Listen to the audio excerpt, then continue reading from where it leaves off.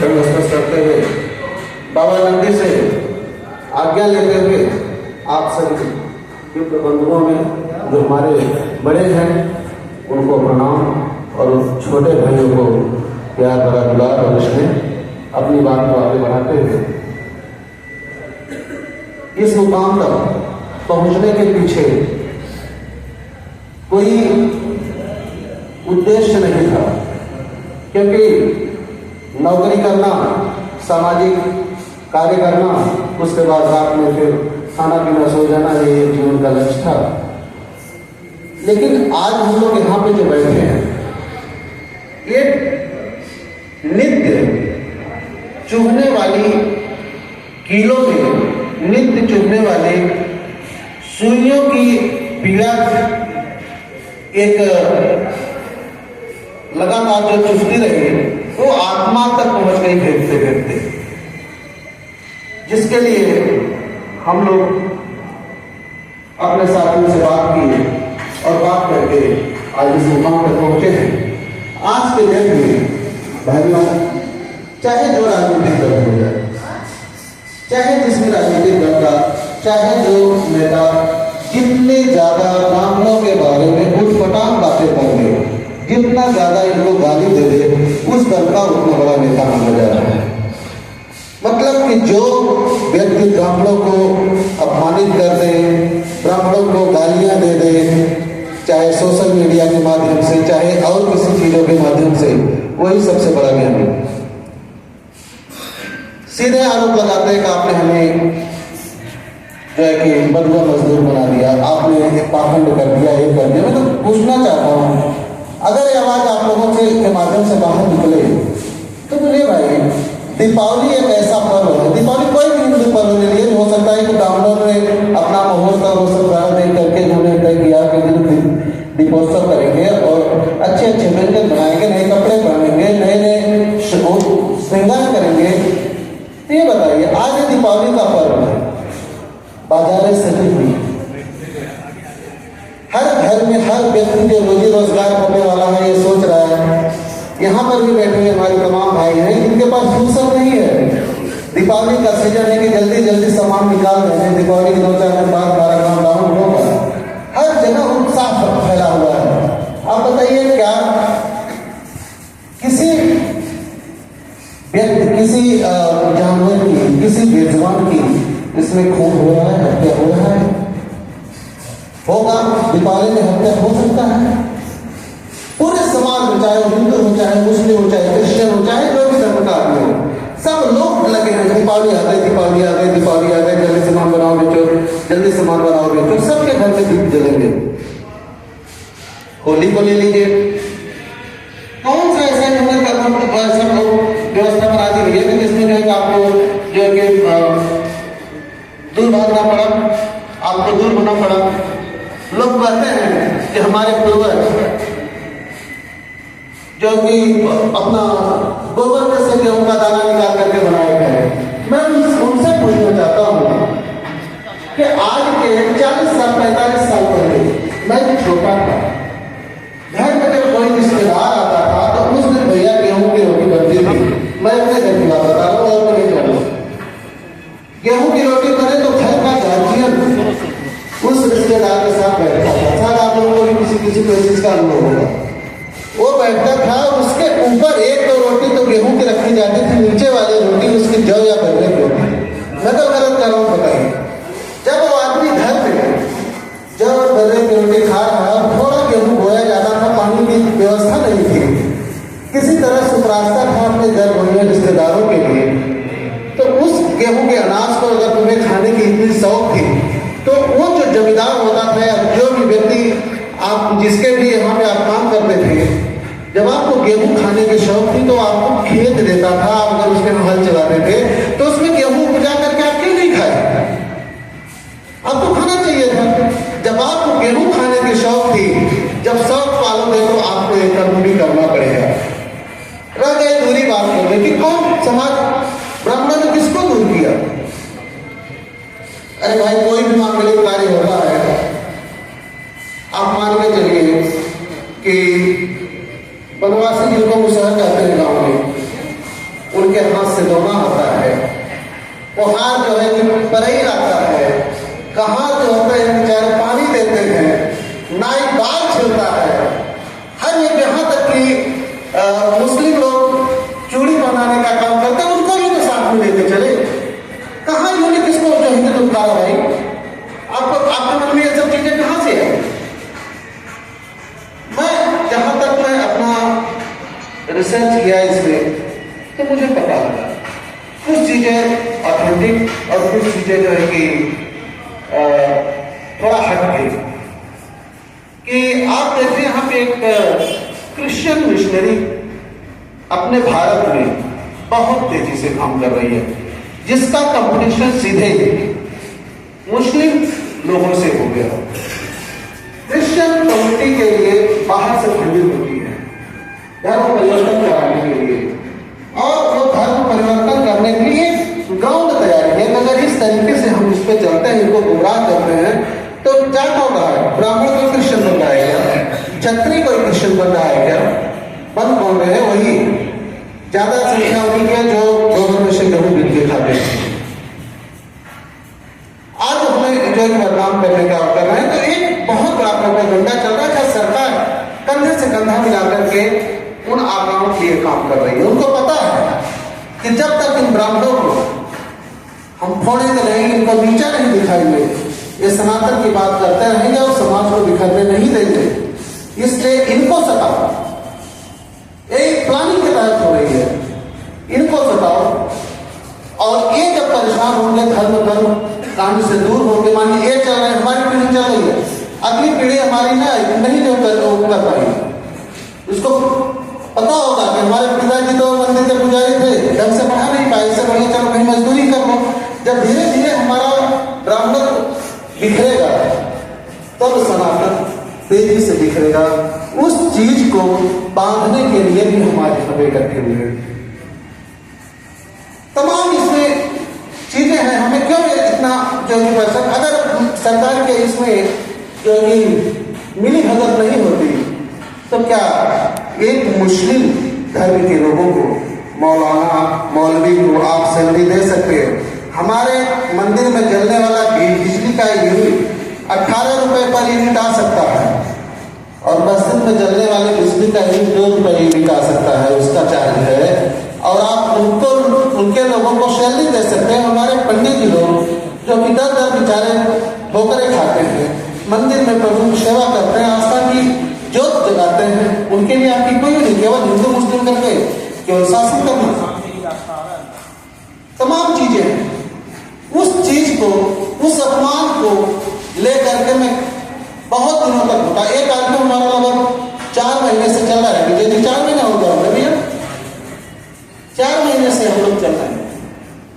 और आज जाते जाते जो है कि 4 महीना हमारा कारवां जो है कि ऐसा करता हूं कि बन चुका है। हम देखिए कुछ नहीं मांगते सरकार से, हमें किसी चीज की आवश्यकता भी नहीं है। हम एक ही बात करते हैं कि भाई अगर आप जो है कि गुरुद्वारे के ग्रंथी को, मदरसे के मौलवी मौलाना को, और जो चर्च है उसके पास्टर पादरी को अगर आप भुगतान कर रहे हैं, कोई मानदेय दे रहे हो, तो हमारे मंदिर के पुजारियों को भी देना पड़ेगा। अगर आप इनको नहीं दे रहे हो, तो किसी को मत दो। अगर किसी को दोगे तो इनको देना पड़ेगा। ये लड़ाई साथियों, एक पॉइंट और हमारे डॉक्टर साहब हमारे साथ में है, जो कि इस मुहिम को लेकर आगे जाने वाले हैं। पूरी एक मतलब कि अधिवक्ताओं की टीम आपके साथ काम कर रही है, बहुत बड़ी टीम काम कर रही है, जिसमें प्रशांत भूषण जी भी आपके साथ कंधा से कंधा मिला के खड़े हैं। देश के माने जाने वाले ब्राह्मण है, उनको भी पीड़ा होती है इस चीजों को लेकर के। हमने एक चीज भी इसमें कंसिडर किया है, लेके चल रहे हैं कि जिस तरह से अगर हम किसी ST/SC वाले व्यक्ति को बात विवाद हो जाए, कुछ भी उसको ना बोले, वो जाके मुकदमा उठना लिख करके एप्लीकेशन दे दे, ये मुझे चूल्हा चमार बोले, तो पंडित जी भी गए, बाबू साहब भी गए, लाला जी भी गए, बनिया जी बिना किसी इंक्वायरी के। तो हम भी ये चाहते हैं कि ब्राह्मण आयोग में जो आज ब्राह्मण, अगर यूपी की बात करें तो यूपी में 12% रह गया, जो कि पूरे देश में 12% था। अब हमारे पूरे देश में स्थिति 5% की हो गई, 5 से 7% के बीच में हम हैं।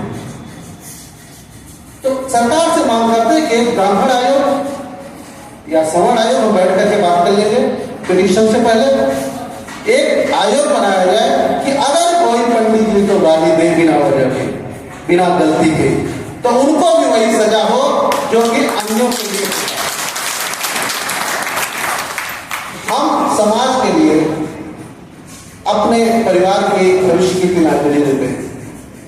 क्यों करते हैं? पंडित जी अगर आज जो मंदिर के पुजारी बनकर बैठे हैं, मंदिर कमेटी कितना दे होगी? 3,000, 4,000, 3-4 हजार में किसी पंडित जी का भला हो सकता है। अपने बच्चे को किसी अच्छे स्कूल में पढ़ा सकते हैं। आज के डेट में किसी पंडित जी का लड़का इंजीनियर डॉक्टर बन सकता है अगर केवल इसी पूजा पाठ पर डिपेंड रहे तो? नहीं कर सकता। ऐसे में जो है कि क्या वो गाली नहीं खाएंगे अपने परिवार के? तो एक प्रकार से वो बंदा कि अगर वही पंडित जी आकर सिक्योरिटी गार्ड की नौकरी भी करते तो 18-20 हजार रुपए सैलरी पाते हैं। कुछ तो अपना एक सपना देख सकते थे, बच्चों को पढ़ा लिखा सकते थे, लेकिन नहीं, उन्होंने अपने धर्म को इसलिए नहीं छोड़ा कि आज मेरा धर्म जिंदा रहेगा, कल मेरे जो सनातन है, सनातनी लोग जिंदा रहेंगे। असली काम आप कर रहे हो, लेकिन मौन, इस मौन से आपको अपने मौन व्रत को तोड़ना पड़ेगा। क्योंकि हम किसी भी व्यक्ति के, एक साधारण सा उदाहरण देता हूं। अगर मानिए किसी को के पास 4 बच्चे हैं, मेरे पास मानिए मेरे पास 4 बच्चे हैं, 2-3 उसमें थोड़े से उदंड है, कोई सामान में लाया तो सबसे पहले मैं तो सोचूंगा भाई उन लोगों को दे दो। चौथा बेचारा अगर नहीं भी पाएगा तो शांत रहेगा, और शांत विचार का है। तो जो आया वो तीनों में बांट के, इसके लिए बचा तो बचा, नहीं तो जो रखा गया वो चुरा के खा गए बच्चे, तो बेचारा उनसे रह गया, लेकिन शांत रहा। फिर कब तक शांत रहेगा? जब तक ये शांत रहेगा तब तक इसको मिलेगा नहीं, और जिस दिन बोलना चालू करेगा उस दिन इसका कोई ले नहीं सकता। इस चीज के लिए आप इस बैठक में हम लोग आए। 2 मांगों के भी हम साथी आगे बढ़ेंगे। एक कि अगर किसी भी धर्म के लोगों को, चाहे आप 10 रुपए दो तो 10 रुपए हमें चाहिए, और अगर नहीं दो हमें नहीं चाहिए भैया, बाहर में जाए उनका, बाहर में जाए, हम अपना धर्म अपने तरीके से संभाल लेंगे। लेकिन किसी को सरकार किसी भी धर्म को कि अगर पोषण करने के लिए अपना हाथ बढ़ाएगी तो सनातन को सबसे पहले पोषण करना पड़ेगा। उसको एक हमें पूरी मजबूती से बात को उठानी पड़ेगी और रखनी पड़ेगी। आज एक पंपलेट छपा है, ये आपका समर्थन पत्र भी है। एक में 11 का बंच बना हुआ है, जिसमें एक आपको स्वयं इसका समर्थन करता है, साथ में 10 ब्राह्मणों को आपको, चाहे वो दिल्ली में कहीं के भी, उनको स्वयं की आपको जोड़ना है, इस मुहिम से इसको आगे बढ़ाना है। मानिए आज हम लोग 100 लोग इकट्ठा है, तो अगर हम इस काम पे इतनी मजबूती से काम नहीं करेंगे साथियों, तो आगे उस संख्या नहीं आ पाएगी, बढ़ नहीं पाएंगे। और हमारा ये टारगेट है कि हम किसी भी कंडीशन में जनवरी तक जाते जाते पिटीशन फाइल कर दें। पिटीशन में कम से कम 10,000 हस्ताक्षर चाहिए थे।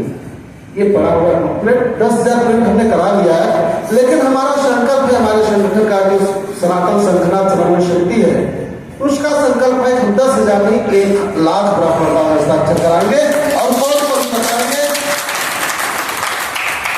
कोर्ट को भी बताएंगे कि कितना नित्यान जरूरी हो गया है अब एक विपन सनातन के लिए। और अगर आवश्यकता पड़ी तो 1 लाख ब्राह्मण दिल्ली के सड़कों पे बात भी करेंगे और सरकार न्यायालय सबके ध्यानों पर केंद्रित करेगी।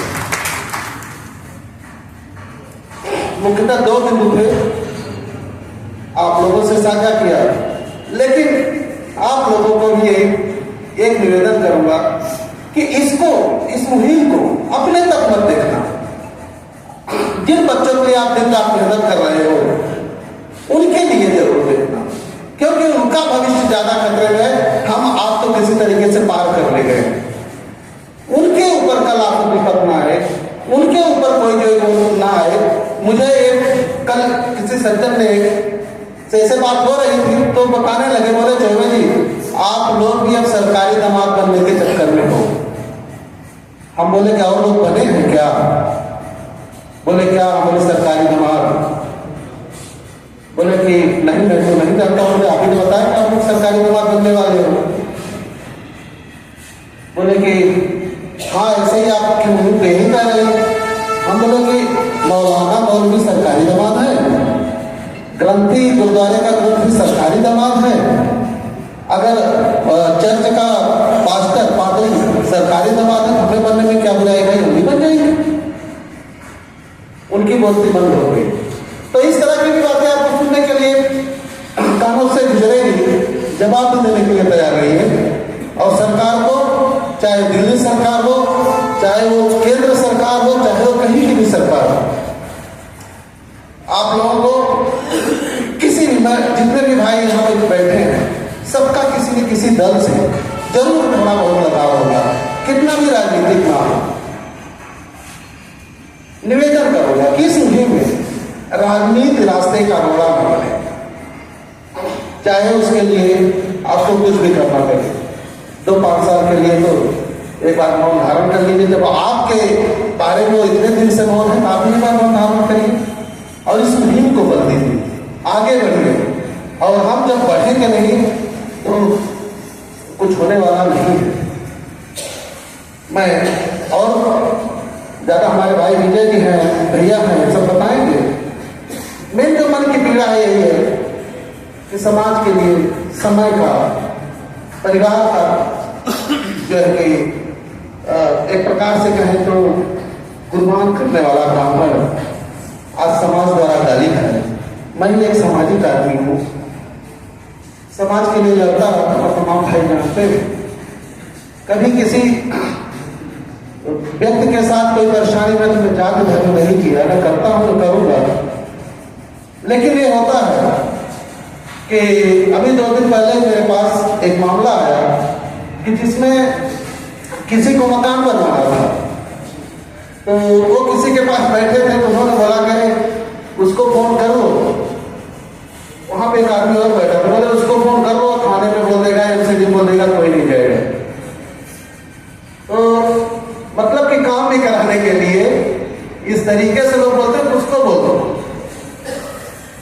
तो होती ऐसी चीज देखी जाती है।